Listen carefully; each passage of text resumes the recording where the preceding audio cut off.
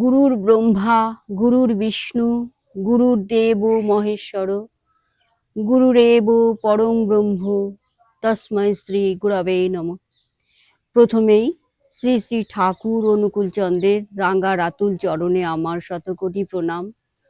জগজ্জননী লক্ষ্মী স্বরূপিণী শ্রী শ্রী বড়মার রাঙ্গা রাতুল চরণে আমার শতকোটি প্রণাম।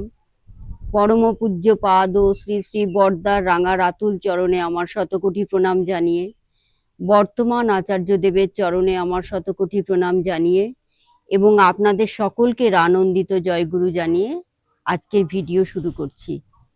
আপনারা কমেন্ট করে জানাবেন এই ভিডিও আপনাদের কেমন লাগছে এবং এই চ্যানেলটি সাবস্ক্রাইব করে পাশে থাকবেন। চলুন তবে শুরু করি। আজকে 28শে শ্রাবণ, কালকে গেছে, গতকাল গেছে 27শে শ্রাবণ। 27শে শ্রাবণ ছিল বিশ্বপিতা ও জগন্মাতার শুভ বিবাহ বার্ষিকী। আমরা বিশ্বপিতাকে এবং জগন্মাতাকে প্রণাম জানাই। আজকে 28শে শ্রাবণ, আজকেও বিভিন্ন জায়গায় বিভিন্ন মন্দিরে মাতৃ সম্মেলন হচ্ছে। এই সামনেই ভাদ্র মাস আসছে, খুব দেরি নেই। ভাদ্র মাসে শ্রী শ্রী ঠাকুরের জন্ম মাস, তখন সব জায়গায় সমস্ত মন্দিরে অনেকেরই বাড়িতে সৎসঙ্গ হবে। এখন যেমন আমরা সবাই শ্রী শ্রী বড় মাকে নিয়ে তার মাতৃ সম্মেলন নিয়ে মেতে আছি, তার মাতৃ সম্মেলন করছি। এরপরে যখন ভাদ্র মাস আসবে আমরা তখন শ্রী শ্রী ঠাকুরের সৎসঙ্গ করব। বিভিন্ন জায়গাতেই তখন সৎসঙ্গ হবে। কালকে অনেক জায়গাতেই হয়তো সৎসঙ্গ হয়েছে। কালকে গেছে শ্রী শ্রী ঠাকুর এবং বড়মার 120তম শুভ বিবাহ বার্ষিকী। আপনারা হয়তো অনেকেই জানবেন। আমরা তাদের চরণে শতকোটি প্রণাম জানাই। তা এখন এই কদিন তো মাতৃ সম্মেলনই চলবে, আমরা তো মাতৃ সম্মেলনই এখন করব শ্রী শ্রী বড় মাকে নিয়ে। এখন কদিন এই শ্রাবণ মাসে, পবিত্র শ্রাবণ মাসে মাতৃ সম্মেলন হবে। তা এই কিছুদিন আগে আমি এক গুরু ভাইয়ের কাছ থেকে শ্রী শ্রী ঠাকুরের একটি অলৌকিক ঘটনা শুনেছিলাম।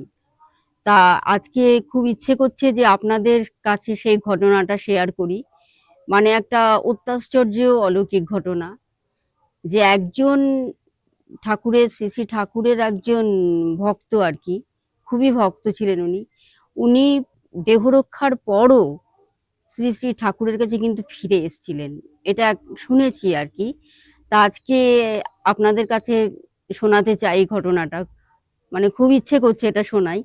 আপনারা মানে শুনলে অবাক হয়ে যাবেন যে এরকম ঘটনাও ঘটে। শ্রী শ্রী ঠাকুরকে ডাকলে, শ্রী শ্রী ঠাকুরের নাম করলে, শ্রী শ্রী ঠাকুরকে মাথায় নিয়ে চললে এরকম ঘটনাও ঘটে।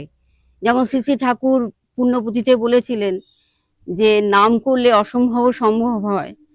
তা সেরকমই একটি ঘটনা। এটা একটা দেওঘরেরই ঘটনা।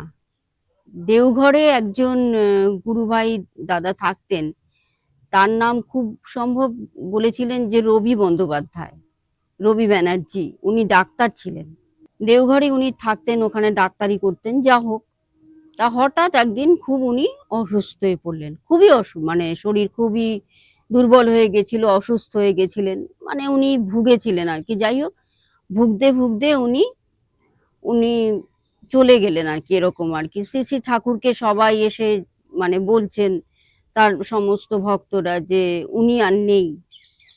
ঠাকুর বলছেন, সে কি রে, উনি আর নেই মানে?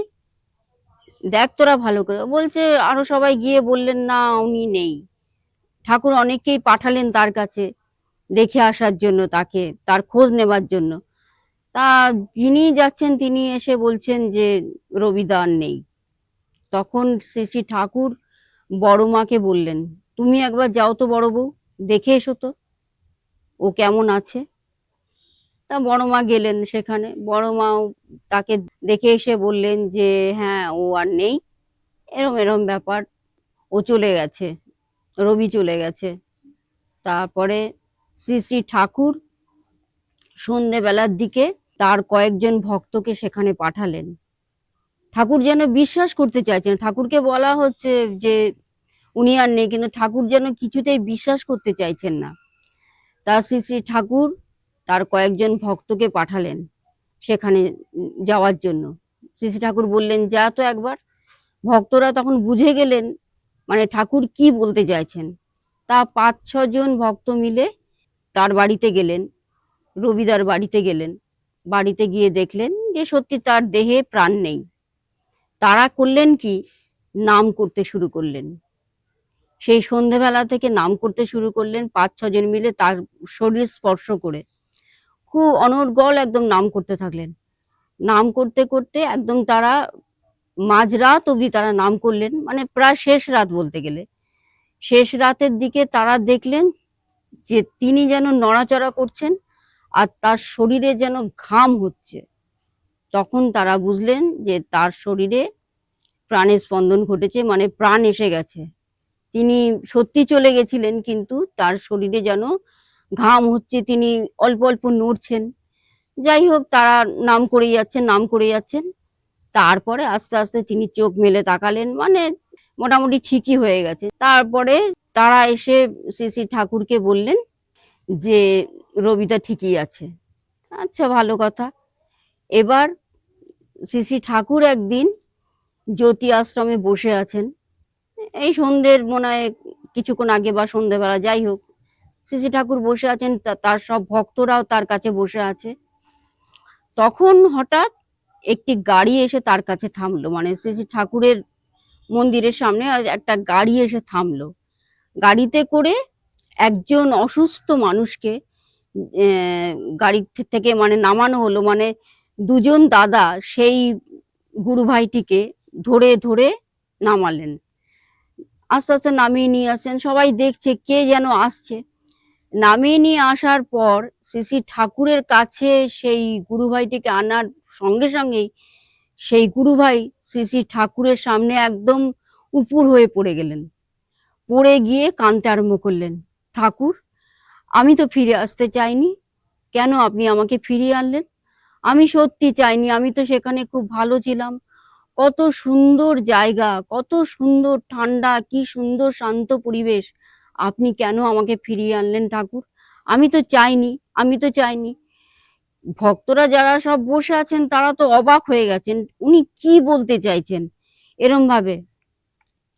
তখন তিনি বলছেন যে আমি গেছিলাম যেখানে, সেখানে দেখলাম আপনি শ্বেত সিংহাসনে বসে আছেন এবং সমস্ত অনেক ভক্ত আপনার কাছে হাত জোর করে বসে আছেন। এমনকি সেখানে আমি আমার স্ত্রীকেও দেখলাম, আমার স্ত্রীও হাত জোর করে বসে আছেন। মানে এরকম একটা পরিবেশ। তা সেইখান থেকে কেন আপনি আমাকে নিয়ে এলেন? আমি তো আসতে চাইনি। মানে উনি বলতে চাইছেন যে উনি সত্যি সত্যি চলে গেছিলেন এবং শ্রী শ্রী ঠাকুরের যে পরম ধাম, সেখানে তিনি চলে গেছিলেন। পরম ধামে গিয়ে তিনি দেখেছিলেন তার স্ত্রীর আগেই বিয়োগ হয়েছিল, তিনি আগেই চলে গেছিলেন এবং তিনি স্ত্রীকে এবং আরো যারা গুরু ভাই যারা চলে গেছিলেন, যাদের দেহ রক্ষা হয়েছিল, তারা ওই শ্রী শ্রী ঠাকুরের সামনে আর কি হাত জোর করে বসেছিলেন। উনি সেটাই দেখতে পেয়েছিলেন এবং এসে তিনি ওরম ভাবে কাঁদতে শুরু করলেন, আপনি কেন আমাকে আনলেন?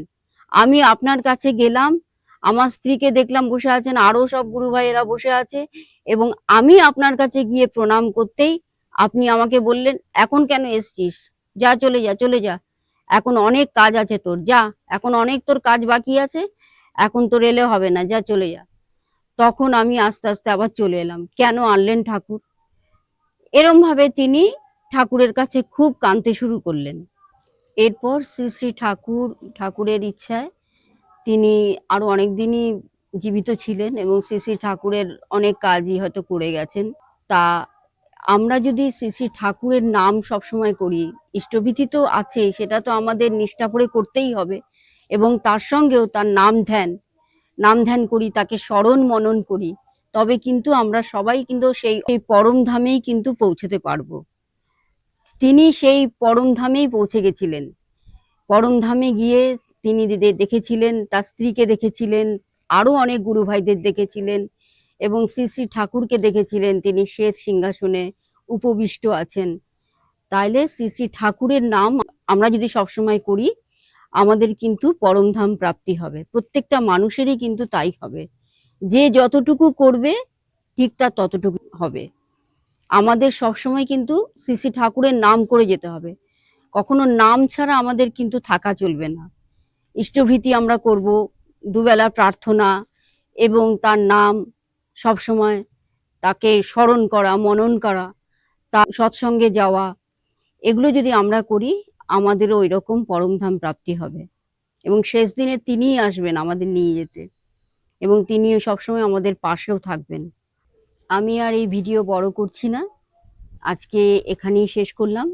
আপনাদের আমার এই ভিডিও কেমন লাগলো আপনারা কমেন্ট করে জানাবেন, এবং এই চ্যানেলটি সাবস্ক্রাইব করে রাখবেন যাতে আমি নতুন ভিডিও দিলেই আপনাদের কাছে চলে যায়।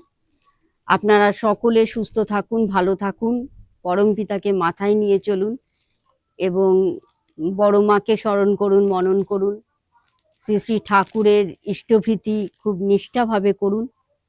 সকলে ভালো থাকুন, আনন্দে থাকুন।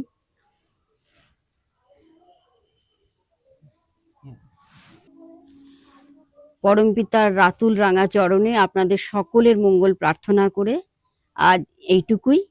সকলে ভালো থাকুন। বন্দে পুরুষোত্তমম। জয় গুরু।